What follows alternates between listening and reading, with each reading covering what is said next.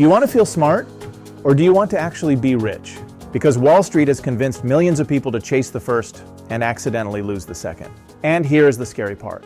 The investors who look the smartest usually make the least money. Today I'm going to show you the boring, unfair strategy that quietly beats most professionals, and why almost nobody sticks with it long enough to win.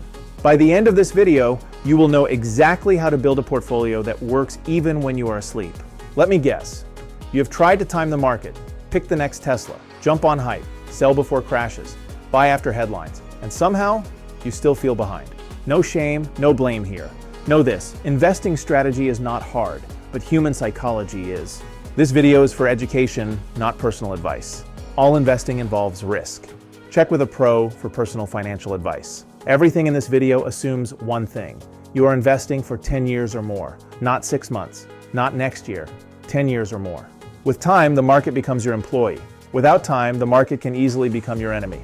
The easiest way to beat most investors is this: a globally diversified portfolio of low-cost index funds, no predictions, no guessing, no stress, just math and discipline. Here's the basic mix I use. 40% in large-cap U.S. index funds, 30% in mid-cap U.S. index funds, 5% in small-cap U.S. index funds, 20% in international developed markets, 5% in international emerging markets. And here is why. Large-cap stocks are your foundation. They are the largest and most stable companies in the United States. Over long periods, they have averaged around 10% per year. Mid-cap stocks are made up of mid-sized companies. They move more than large caps. They also tend to return slightly more over long periods. Small-cap stocks are smaller public companies. They move the most. A small amount of exposure to these adds diversification and improves long-term performance. The international portion gives us protection outside the United States. Developed markets provide stability. Emerging markets provide growth potential. This global mix protects your future from any one country falling behind. Now, here is where most people lose. When the market falls, your brain will scream, sell. But that moment is when successful investors quietly buy more. Successful investors know that market drops are not danger, they are discounts. The market has historically returned about 10% per year over long periods, but it takes a wild ride to get there. Your most important investing superpower is not reacting. Long-term growth only works if you stay invested, keep buying, and reinvest dividends.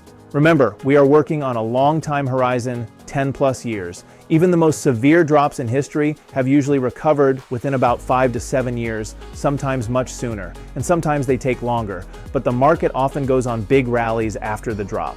And if you kept investing while the market was down, you would have been buying stocks at a huge discount. Consider this. The Dalbar study is a long-running annual report that measures how the average investor performs relative to the market. For over 30 years, its primary finding has remained consistent. Individual investors significantly underperform the market benchmarks. It finds the average investor has lagged stock market benchmarks by several percentage points per year over multi-decade periods, largely due to poor timing decisions, selling after declines, and buying after rallies.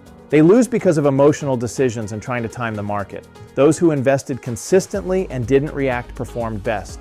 Similarly, JP Morgan's Guide to the Markets shows that from 2004 to 2023, an investor fully invested in the S&P 500 earned about 9.8% annually, but missing just the 10 best days cut that down to around 5 to 6%, and missing the best 20 days reduced returns to roughly 3%.